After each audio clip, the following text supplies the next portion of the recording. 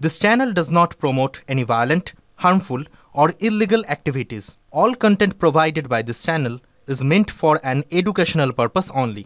Top quality और consistent performance के लिए सिर्फ सिल्वर पंप नाम याद रखना। তিলোত্তমার মা আঘাত পেলেন কিভাবে? বিজেপির কোন নেতার গায়ে হাত পড়েনি, কেন আগলে রাখা হলো না তিলোত্তমার পরিবারকে? শুভেন্দু অধিকারীর কাছে প্রশ্ন চিকিৎসকদের মঞ্চের।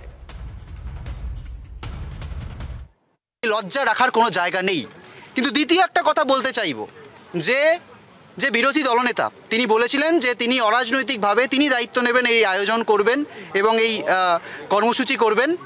আমরা বলছি আমাদের দিক থেকে আমরা স্পষ্ট বলতে চাই, এটা যদি আমাদের কোনো কর্মসূচি হতো তাদের দিক থেকে দায়িত্ববোধের অভাব বলে আমাদের মনে হয়েছে। যে কোথায় এতজন নেতা ছিল, তাদের কারোর গায়ে তো হাত পড়লো না। আমাদের কোনো কর্মসূচি হলে আমরা বুক ঠুকে বলতে পারি যে অভয়ের মা বাবার গায়ে একটা আঁচড় পড়ার আগে আমাদের বুকের ওপর দিয়ে যেতে হতো, আমাদের মাথা ফাটতে হতো, তারপর গিয়ে অভয়ের মা বাবা অবধি পুলিশ পৌঁছতে পারতো। সেই জায়গাটা দায়িত্ব নেওয়া উচিত ছিল, এই জায়গাটা তারা ব্যর্থ হয়েছে, এটা কিন্তু মেনে নিতে হবে। যে মেডিকেল রিপোর্ট হসপিটাল থেকে দেওয়া হয়েছে, সেই মেডিকেল রিপোর্ট যে চিকিৎসকেরা দিয়েছেন নিশ্চয়ই তারা তাদের দায়িত্ব নিয়েই দিয়েছেন।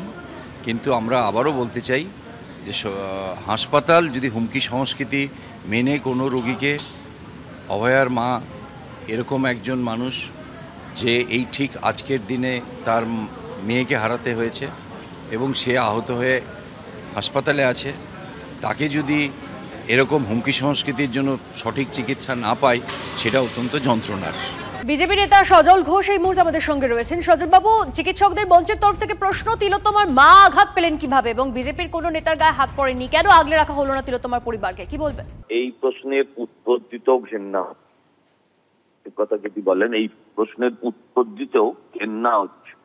এই প্রশ্নের উত্তরটা বরঞ্চ ওনার মাই ভালো দিতে পারবেন। ডাক্তার হয়ে এত নিম্নমানের কথা বলে ফেললেন, ওনাদের নোংরা রাজনীতিটা ফাঁস হয়ে গিয়েছে, যেটা আমরা সহ্য করেও চুপ করে থেকেছি, যেটা আমরা দেখেও চুপ করে থেকেছি। কুণাল ঘোষের কথা যদি এখন ডাক্তারদের মুখে হয়, মমতাদির কথা যদি এখন ডাক্তারদের মুখে হয়, এটা অত্যন্ত দুর্ভাগ্যজনক। এটা অত্যন্ত নিম্নমানের, নিম্ন স্তরের কথাবার্তা। মুখোশ খুলে যাওয়ার পর তারা এই কথাটাই বলেন। গতকাল ওনার বাবা বলে দিয়েছেন যে কোনো এক বড় নেতা ওনার বাবাকেই বলেছেন যে জুনিয়র ডাক্তার সিপিএম এর জুনিয়র ডাক্তার এবং অভয়া মঞ্চ আমি লিড করছিলাম, আমি কন্ট্রোল করছি। অত্যন্ত নিম্ন রুচির কথা। এই কথার উত্তর ওনার বাবা মার কাছে গেলে সঠিক পেয়ে যাবে। বেশ, অনেক ধন্যবাদ আমাদের প্রতিক্রিয়া দেওয়ার জন্য। কথা বলছিলাম সজল ঘোষের সঙ্গে। চিকিৎসকদের প্রতিবাদ মঞ্চের বিরুদ্ধে রাজনীতি করার অভিযোগ তিলোত্তমার বাবার, সিপিএম এর হয়ে রাজনীতি করার অভিযোগ। নবান্ন অভিযানে চিকিৎসকদের মঞ্চকেও আমন্ত্রণ জানানো হয়েছিল, সাড়া দেয়নি, অভিযোগ তিলোত্তমার বাবার।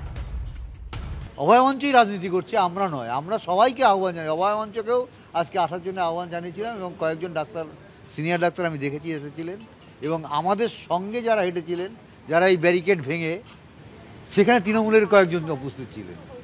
আমি তাদের পরিষ্কারভাবে চিনি এবং কয়েকজন মহিলা, তারা তৃণমূলের বিভিন্ন অঞ্চলের নেত্রী। কোন এলাকার কাকু? আমার সেটা একটু বললে মুশকিল আছে, ওদেরও তো একটা চাপ তৈরি হবে। এটা তো পরিষ্কার বোঝা যাচ্ছে যে সিপিএম এর হয়ে অভয় মঞ্চ রাজনীতি করছে। আমি এসইউসিআই এবং সিপিএমকে তাও বলেছিলাম যে আপনারা যদি যোগ দেন, আপনারা অন্য কোনো স্পট থেকে যোগ দেন, কোনো অসুবিধা নেই। কিন্তু তারা সেটা, সিপিএম এর লোককে খুব একটা দেখিনি। প্রাণহানির আশঙ্কা করলেও ভয়হীন সাবিনা ইয়াসমিন, বিচার না মেলা পর্যন্ত লড়াই চলবে, অশ্রুঘন চোখে অঙ্গীকার তামান্নার মায়ের। মেয়েরে যে বিছানায় শুয়ে দিয়েছে ভয়ে আর উঠবে না, এটা না করে আবার বিছানা থেকে ওষুধ খেয়ে খাবার খেয়ে সুস্থ হয়ে সিটডারা সোজা করে উঠে আবার আন্দোলন করতে, রাস্তায় রাস্তায় হাঁটতে। হয়তো জীবন চলে যাবে, মেয়েরা চলে যায়, মায়েরা থেকে কি করবে? তো চলে যাবে, তবুও যেন বিচারের শেষ দিন পর্যন্ত লড়ে যেতে হবে। আমার পিছন ফিরে তাকানোর কেউ নেই, আমার হারানোর কিছু নেই। তো আমার জীবনটা যে হারিয়ে যাবে আমি ভয়ে, এই যে আমি আজকে হয়তো বাড়ি না ফিরতেও পারি, আমাকে হয়তো রাস্তা তো শেষ করে দিতে পারে, আমি কিছু আমার জীবনের আশা আমি করি না, আমাকে মেরে দিতেই পারে, মেরে দেওয়ার আগে পর্যন্ত আমি লড়ে যাব।